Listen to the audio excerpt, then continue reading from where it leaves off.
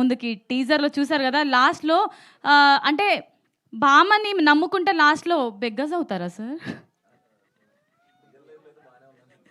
Okay, so ఇదే question మిమ్మల్ని కూడా అడుగుదాము. సో మరి ఏ మాత్రం ఆలస్యం చేయకుండా పిలిచేద్దాము సుహాస్ గారిని. సో మీరు చెప్పండి, మీ లైఫ్లో ఓ భామ అయ్యో రామ అని ఎప్పుడు అనుకున్నారు? ఓ భామ అయ్యో రామ అని ఎప్పుడు బాధపడలేదండి. ఎందుకంటే అదే మా వైఫ్ చాలా సపోర్టివ్ నాకు. స్ట్రగ్లింగ్ అప్పుడు కూడా అమ్మాయి జాబ్ చేస్తా నాకు డబ్బులు పంపించేది కాబట్టే ఉన్నాను. సో అయ్యో రామ అని ఎప్పుడు అనుకోలే. అండ్ రామన్నకు కూడా అప్పుడు టైటిల్ అంటే లవ్ స్టోరీ కాబట్టి అలా పెట్టాడు, కానీ ఆయనకు కూడా వదిన మంచి సపోర్టు. మాలో చాలా మందికి వైఫ్స్ సపోర్ట్ లేకపోతే మేము ఎప్పుడో ఎగిరిపోయేవాళ్ళం. ఓకే, సో సినిమా గురించి ఫ్యూ వర్డ్స్. నేను మాట్లాడినప్పుడే ఏడుస్తారు. రామన్న వాళ్ళ అబ్బాయి ఏడుస్తుంది. చెప్తానే ఉన్నాను దాని నుంచి, ఏమన్నా సపోర్ట్ చేయకపోతే డబ్బింగ్ చెప్పను లాస్ట్లో అని.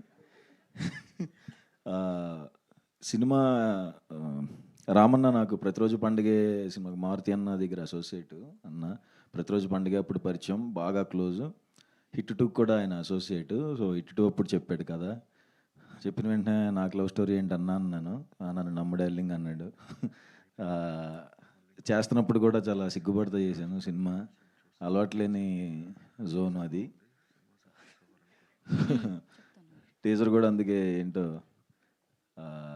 కొంచెం భయం వేసింది నాకు. బట్ నేను సాంగ్స్ కోసం వెయిట్ చేస్తున్నానండి. రతన్ గారు ఫెంటాస్టిక్ సాంగ్స్ ఇచ్చారు, చాలా ఎంజాయ్ చేశాను. భయంకరంగా కనెక్ట్ అవుతారు సాంగ్స్కి, అందుకనే సాంగ్స్ ఎప్పుడు రిలీజ్ అని అడుగుతున్నాను. సో అండ్ ప్రొడ్యూసర్ హరీష్ గారికి థ్యాంక్స్. చాలా మంచిగా ఎక్కడా కాంప్రమైజ్ అవ్వకుండా మంచి బడ్జెట్ పెట్టారు. And Brahmakadli sir thank you so much. And Satvik and Moin బాగుంటాయి వాళ్ళ క్యారెక్టర్స్. అండ్ మాలవిక కూడా ఫెంటాస్టిక్గా చేసింది. తను జో అనే సినిమాలో చూసినప్పుడే సూపర్ చేసిందాం అనుకున్నాం. ఇందులో కూడా ఇంకా బాగా చేసింది, చాలా బాగా చేసింది. అండ్ అంతే, thank you. Right, thank you so much Suhas గారు.